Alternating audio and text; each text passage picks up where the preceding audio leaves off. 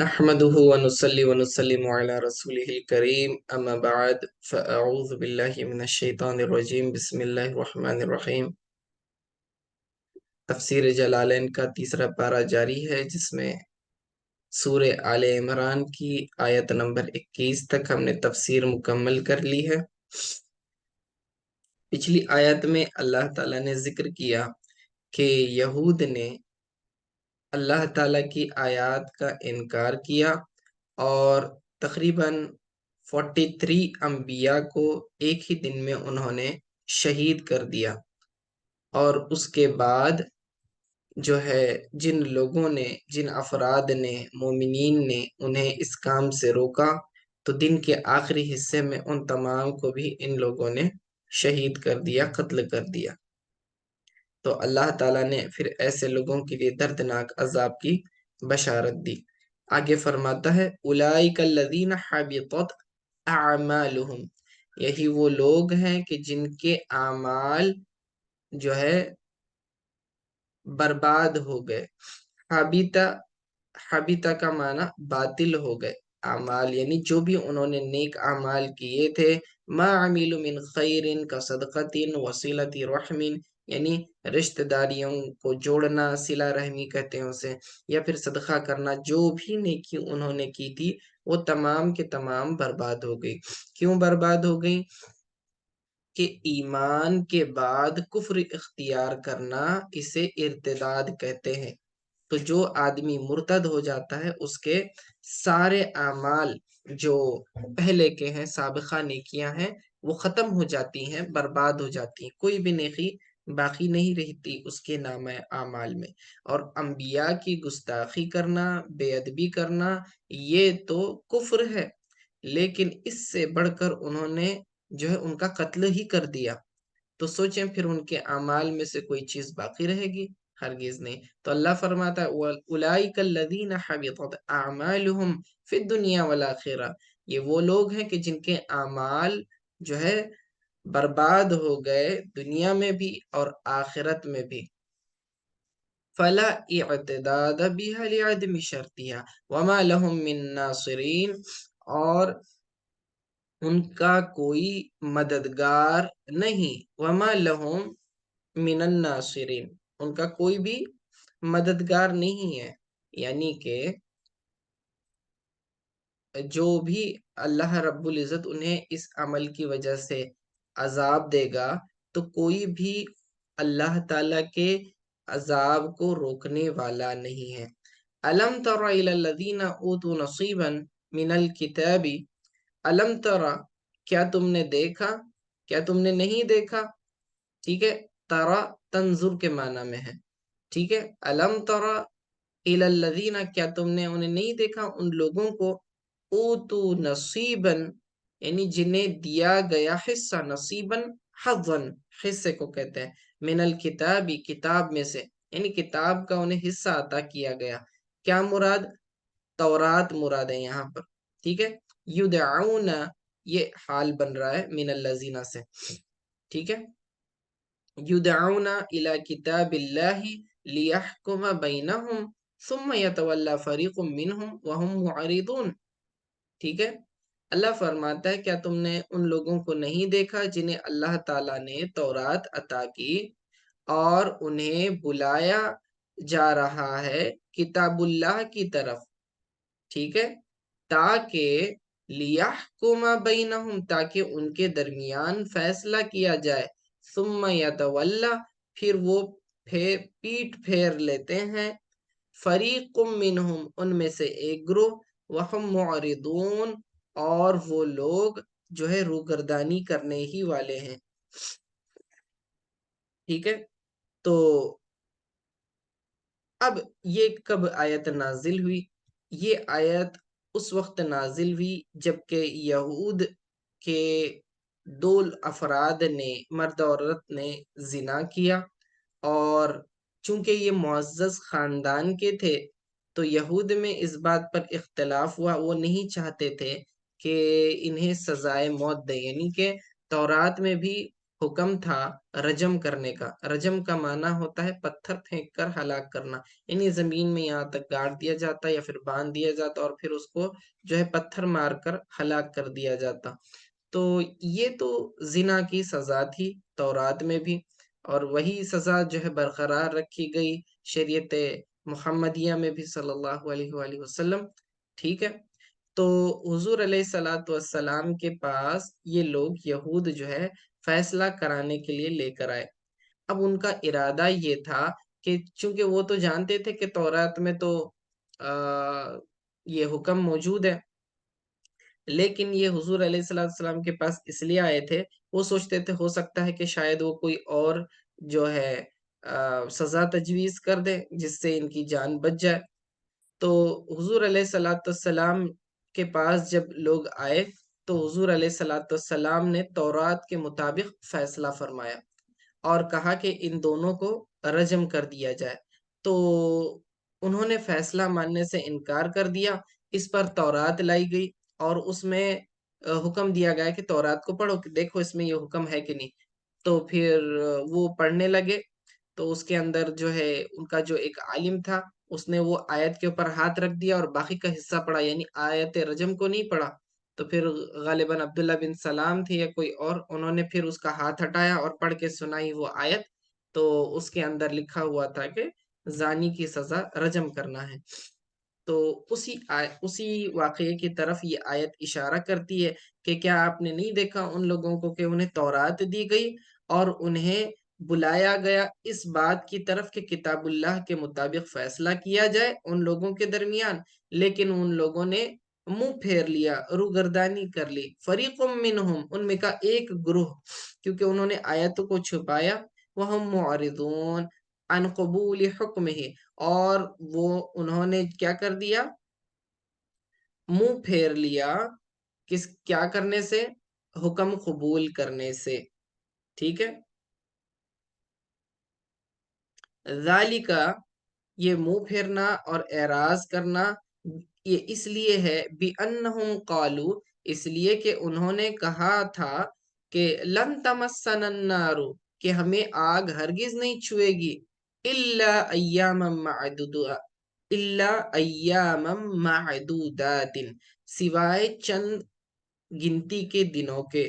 ठीक है। अय्याम जमा है यौम की, मअदूदात गिनती के। यानी कि यहूद का ये जो हठधर्मी थी और पीठ फेरना था और हुक्म से मुंह मोड़ना था, वो इसलिए था, अल्लाह फरमाता है कि इसीलिए कि उन्होंने कहा कि हमें आग हरगिज नहीं छुएगी सिवाय चंद दिनों के, यानी जहन्नम में अगर हम डाल दिए जाएंगे तो हम हमेशा हमेशा जहन्नम में नहीं डलेंगे। इतनी जुर्रत थी उनकी कि वो लोग जहन्नम में गए भी तो कहते थे कि हम अगर चले भी जाएं तो कोई फर्क नहीं, हम चंद दिनों में वहां से वापस बाहर आ जाएंगे। क्यों? चंद दिन से मुराद उनकी 40 दिन थी, यानी वो मुद्दत जितनी मुद्दत तक उनके आबा व अजदाद ने उस बछड़े की पूजा की थी। इस तरह का मजमून सूरतुल बकरा में गुजर चुका है। तो उसी वाकये की सूरतुल बकरा में जो वाकया है वो बछड़े की इबादत वाला, तो उसी की तरफ ये इशारा है। कहते हैं कि लन तमस्सन नारू, हमें आग हरगिज नहीं छुएगी, इल्ला अय्याम मअदूदात, सिवाय गिनती के चंद दिनों के। ठीक है। अरबईन यौमन मुद्दत इबादती आबाइहिमुल इजला सुम्मा तज़ूलु अन्हुम, कि वो मुद्दत जितने मुद्दत तक उनके आबा व अजदाद ने बछड़े की पूजा की, फिर उसके बाद उन्हें वहां से निकाल दिया जाएगा, ऐसा उनका गुमान था। यहूद ऐसा समझते थे। हालांकि अल्लाह रब्बुल इज्जत से ऐसा कोई वादा तो नहीं लिया गया था। अल्लाह ने ये नहीं फरमाया जिसने शिर्क किया वो हमेशा हमेशा जहन्नम में रहेगा, 40 दिन नहीं, 50 दिन नहीं, कुछ नहीं। ठीक है। ये उन्होंने अपने दिल से बना लिया था। ठीक है। वगर्रहुम फी दीनिहिम मा कानू यफ्तरून, और फरेब में रखा, धोखे में रखा उन्हें उनके दीन के मामले में। ठीक है। फी दीनिहिम से मुराद उन्होंने जो जो दीन दीन इस्लाम था, तौरात अता की थी, शरीयत मूसवी थी। ठीक है। शरीयत मूसवी के अंदर ये हुक्म कहीं भी नहीं था ऐसा لیکن انہوں نے لوگوں کو دھوکے میں رکھا دین کے معاملے میں، اور کس وجہ سے؟ ماکان یفترون، ان باتوں نے جو وہ خود گھڑا کرتے تھے۔ افترا کہتے ہیں جھوٹی بات گھڑنا، تہمت لگانا، یعنی جو چیز ریئل نہیں ہے اس کو ریئل بتانا، ٹھیک ہے؟ تو یہ عذاب چند دنوں تک چھونے کا یہ کوئی مسئلہ تورات میں نہیں تھا، انہوں نے اپنے دل سے بنا لیا تھا، یہ ان کی بدعت تھی، اپنی طرف سے بنا کے جو ہے افترا باندھ دیا اللہ پر کہ اللہ تعالیٰ ایسا کرنے والا ہے، حالانکہ اللہ نے تو کوئی وعدہ نہیں کیا تھا اس طرح۔ وغرہم، غرہ کا معنی دھوکے میں رکھنا، وغرہم فی دینہم، اور انہیں دھوکے میں رکھا ان کے دین کے معاملے میں، ما کانوا یفترون، ان باتوں نے جو وہ خود کھڑا کرتے تھے، ٹھیک ہے؟ یہ ان میں سے ایک بات تھی جو ابھی گزری، ایسی کئی باتیں انہوں نے گھڑ لی تھی یہود نے اپنی جانب سے۔ ایک مثال سامنے دے دی گئی کہ وہ کہتے تھے کہ 40 دن سے زیادہ ہم پر عذاب نہیں ہوگا۔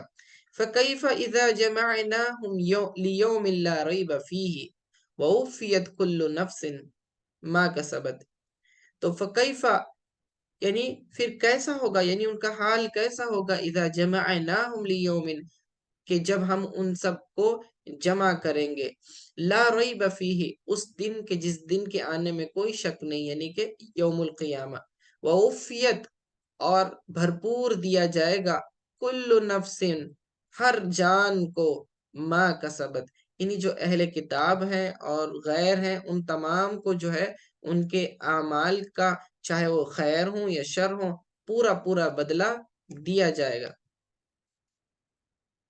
ٹھیک ہے؟ وَهُمْ لَا يُظْلَمُونَ، اور ان لوگوں پر بالکل بھی ظلم نہیں کیا جائے گا، بِنَقْصِ حَسَنَةٍ، یعنی نیکیاں ہیں تو اس میں کمی نہیں کی جائے گی، وَزِيَادَةِ سَيِّئَةٍ، اور گناہ ہے تو اس میں بھی زیادتی نہیں کی جائے گی۔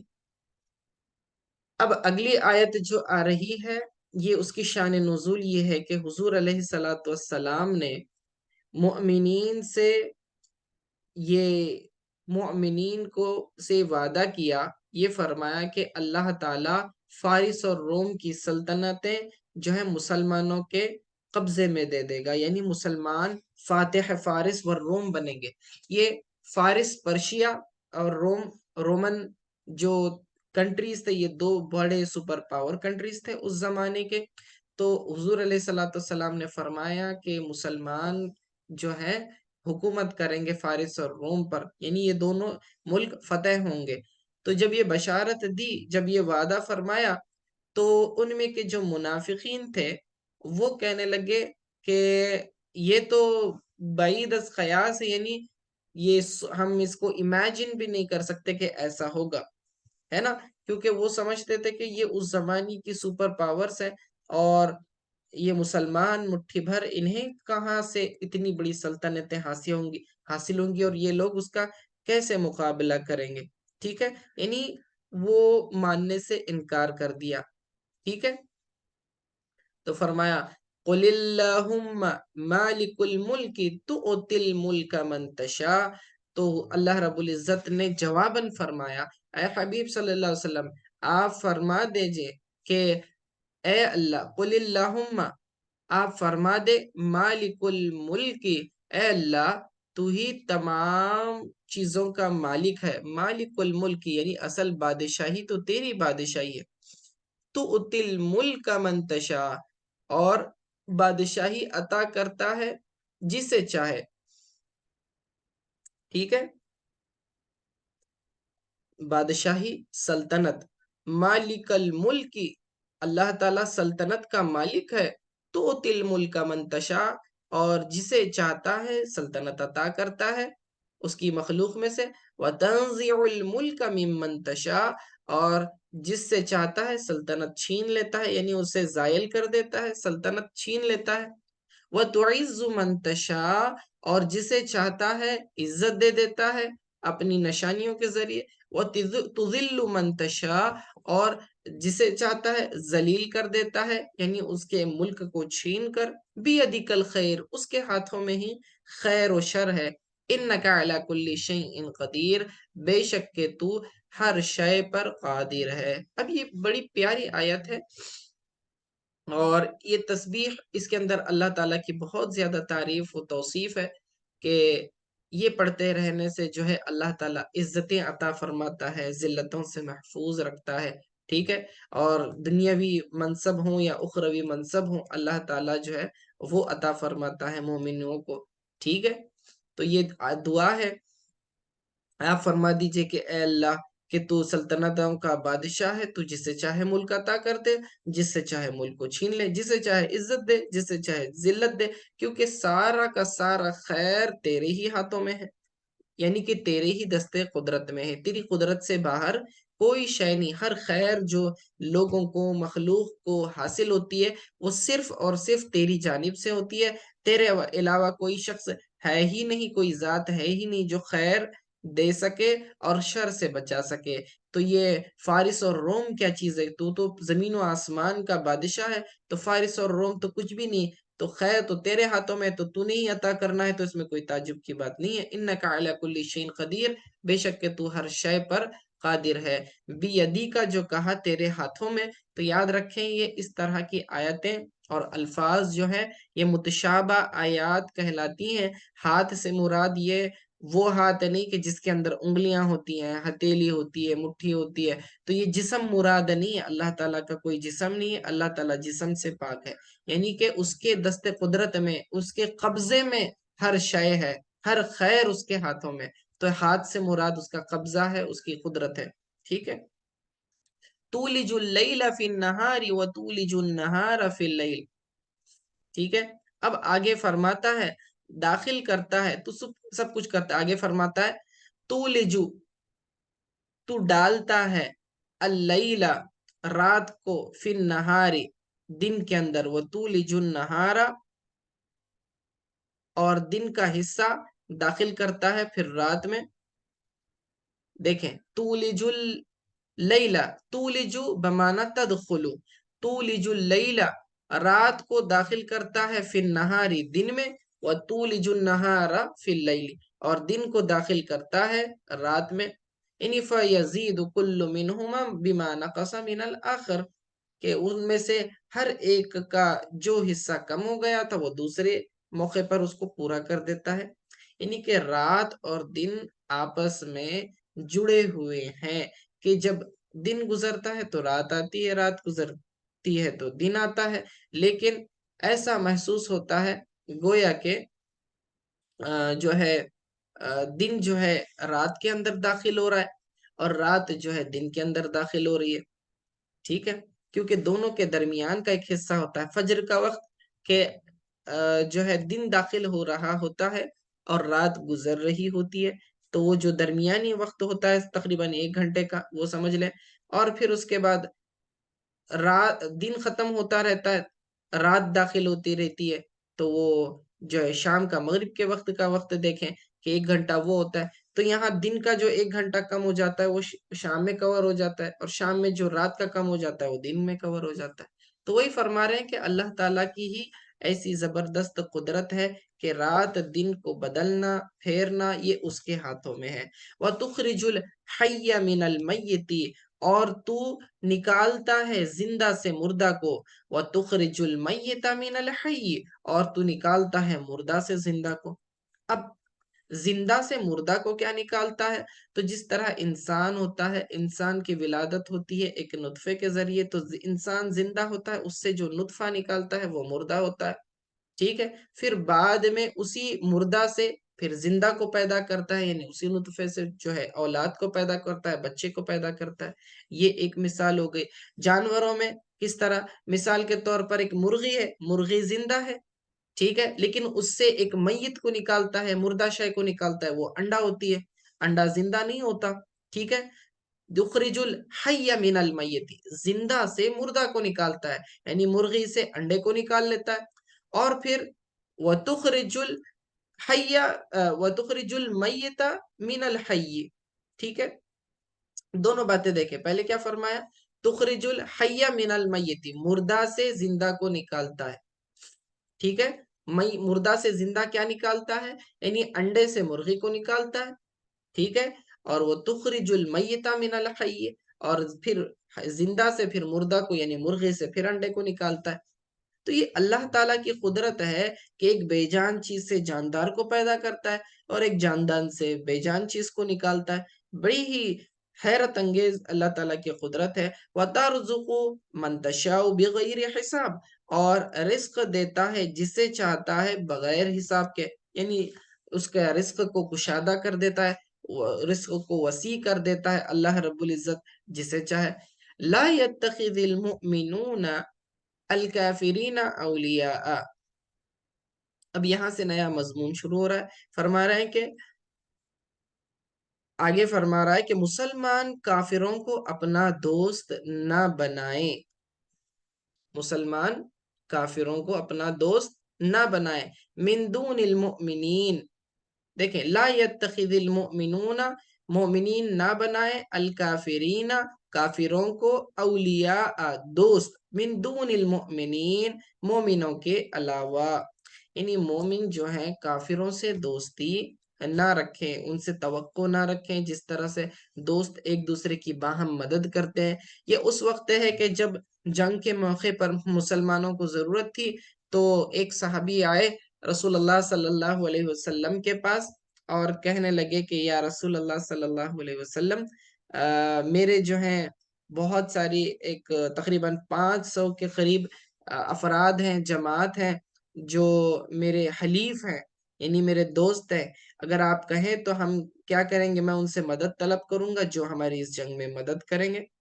تو اللہ رب العزت نے یہاں منع فرمایا ہے، ٹھیک ہے؟ تو قرابت اور اس کے اندر جو ہے یہ عبادہ بن صامت رضی اللہ تعالی عنہ تھے کہ ان کے تقریباً 500 حلیف تھے، یعنی دوست تھے، فرینڈ شپ تھی ان کی یہود کے ساتھ، اس قوم کے ساتھ۔ تو جو جنگ احزاب ہوئی تھی تو اس دن انہوں نے رسول اللہ صلی اللہ علیہ وسلم سے کہا تھا، تو رسول اللہ صلی اللہ علیہ وسلم نے پھر یہ منع فرمایا، پھر یہ آیت نازل ہوئی تھی لا يتخذ المؤمنون الکافرین اولیاء، کہ مومن جو ہے کافروں کو اپنا دوست نہ بنائے مومنین کے سوا۔ وَمَن يَفْعَلْ ذَلِكَ، یعنی اور جو ایسا کرے گا یعنی دوست بنائے گا، موالت آپس میں جو ہے ایوالیہم، آپس میں موالت کا معاملہ رکھے گا، فَلَيْسَ مِنَ اللَّهِ فی شیئن، تو اس کے لیے اللہ کے دین میں سے کچھ بھی نہیں، الا ان تتقوا، سوائے اس کے کہ تم ڈرو، منہم تقاتن، ٹھیک ہے؟ تو یہ جو حکم تھا، ہاں، تو فرماتا ہے الا ان تتقوا منہم تقاتن وَيُحَذِّرُكُمُ اللَّهُ نَفْسَهُ وَإِلَى اللَّهِ الْمَصِيرُ، اور مسلمانوں کے سوا یعنی ان کے علاوہ اور جو ایسا کرے گا یعنی انہیں دوست بنائے گا تو اسے اللہ تعالیٰ یعنی اس کے دین سے کچھ علاقہ نہ رہا، کوئی سروکار نہیں مگر یہ کہ تم ان سے ڈرو، ٹھیک ہے؟ یعنی اس سے بچو، یعنی تم خوف کرو تو تمہارے لیے ان سے زبانی موالات درست ہے نہ کہ قلبی، یعنی کہ اگر ایسی سچویشن ہے، اتنی کریٹیکل سچویشن ہے کہ اگر تم ظاہری تعلقات بنائے نہیں رکھو گے تو امن و امان خراب ہو جائے گا اور ان کی طرف سے اذیت ہوگی، تو ظاہری دوستی تم زبانی دوستی رکھ سکتے ہو لیکن قلبی محبت ان کے ساتھ نہیں رکھ سکتے۔ یہ حکم اسلامی شان و شوکت سے پہلے تھا، اور اب یہ حکم اس شہر میں جاری ہوگا جہاں مسلمان قوی نہ ہو، یعنی مسلمان مائنورٹیز میں ہوں اور نان مسلمز کا زیادہ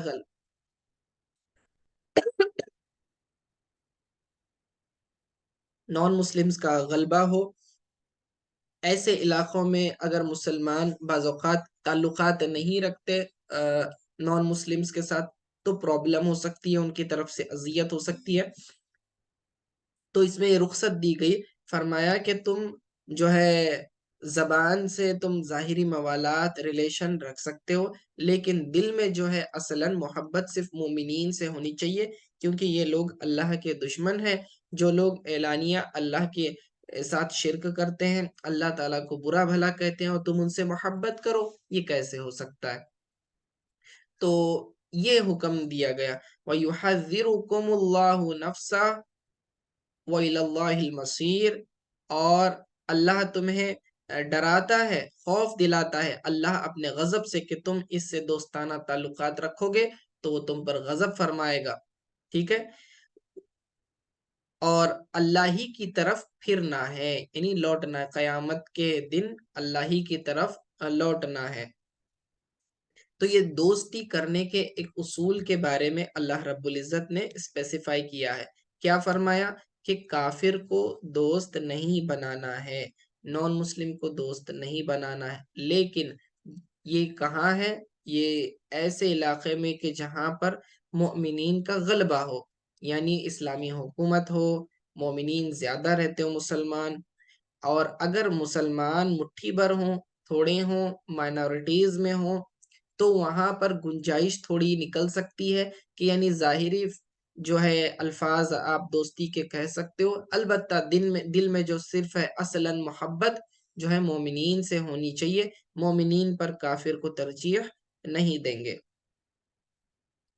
قُلْ إِن تُخْفُوا مَا فِي صُدُورِكُمْ أَوْ تُبْدُوهُ يَعْلَمُهُ اللَّهُ، کہ آپ فرما دیں کہ جو کچھ تم اپنے سینے میں چھپاتے ہو، یعنی اپنے قلب میں جو دوستی کے معاملات کو چھپاتے ہو، اور تبدوہ، یا جو اسے چاہے تم ظاہر کرو، یعلمہ اللہ، اللہ تعالی اسے جانتا ہے، وَيَعْلَمُ مَا فِي السَّمَاوَاتِ وَمَا فِي الْأَرْضِ، اور وہی ذات ہے جو جانتی ہے جو کچھ آسمانوں میں ہے اور زمین میں ہے، واللہ علی کل شیء قدیر، اور اللہ تعالیٰ ہر شے پر قادر ہے۔ اللہ تعالیٰ کی قدرت بڑی وسیع ہے، اس سے کوئی شے چھپی ہوئی نہیں ہے۔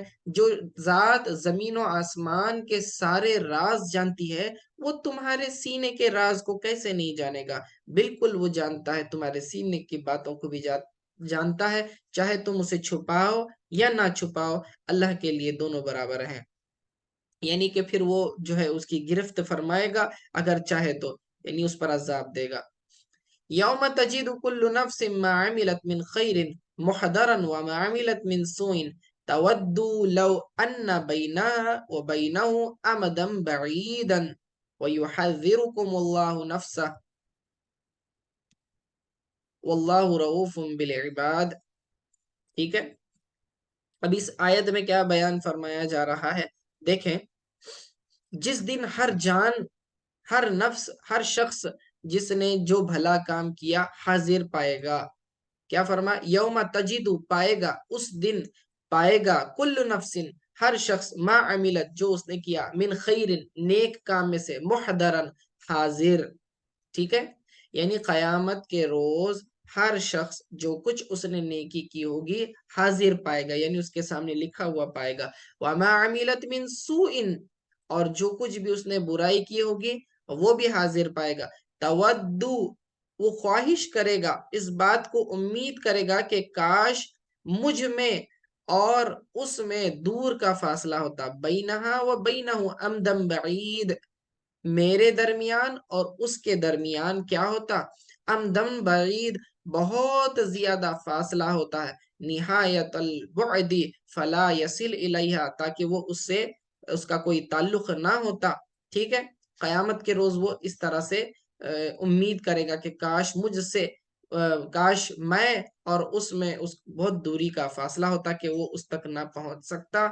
قل، اچھا، وَيُحَذِّرُكُمُ اللَّهُ نَفْسَهُ، اور اللہ تمہیں اپنے عذاب سے ڈراتا ہے، یہ جملہ تاکید کے لیے بیان کیا، وَاللَّهُ رَؤُوفٌ بِالْعِبَادِ، اور اللہ اپنے بندوں پر مہربان ہے، ٹھیک ہے۔ تو دنیا میں جو آدمی دوستی کرتا ہے کل قیامت میں یہ معاملہ دیکھ لے گا، اور جب وہاں آئے گا تو وہ اس بات کو پھر محسوس کرے گا، امید کرے گا کہ کاش جو ہے مجھ میں اور اس میں بہت دوری ہوتی، نہ میں اس سے ملتا، نہ وہ مجھ سے ملتا، نہ وہ جو گناہ میں نے کیے نہ میں اس گناہ تک پہنچ پاتا، نہ وہ گناہ مجھ تک پہنچ پاتے۔ تو اس دن قیامت کے روز اسے پچھتاوا ہوگا۔ تو ایسا نہ ہو تو اللہ تعالیٰ فرماتا یحذرکم اللہ نفسا، اللہ پہلے ہی تمہیں ایڈوانس میں کیا کرتا ہے، ڈراتا ہے اپنے عذاب سے۔ واللہ رؤوف بالعباد، اور اللہ تعالیٰ اپنے بندوں پر مہربان ہے، کہ اس نے اتنی بڑی مہربانی کی، وہ جانتا ہے کہ تم کیا کر سکتے ہو اور کیا نہیں کر سکتے، تو تمہاری مجبوریوں کو بھی جانتا ہے، تو جہاں مجبوری ہے تو اللہ نے رخصت بھی دی ہے۔ اور اللہ تعالیٰ کا یہ اللہ مہربان اس طرح سے بھی ہے کہ اس نے آلریڈی ایڈوانس میں آگاہ کر دیا، بتا دیا کہ یہ چیزوں پر عذاب ہو سکتا ہے، تو اس سے بچنا چاہیے۔ ٹھیک ہے، تو یہ اللہ تعالیٰ کا کرم ہے، اور بندوں پر اللہ تعالیٰ مہربان ہے، تو اس نے اپنی مہربانی کو یوں ظاہر کیا۔ اللہ تعالیٰ سے دعا ہے کہ اللہ تعالیٰ ہم پر اپنی مہربانی مزید فرمائے اور ہماری خطاؤں سے درگزر فرمائے۔ وصلی اللہ تعالی علی خیر خلق محمد وآلہ وصحبہ اجمعین برحمتک یا ارحم الراحمین۔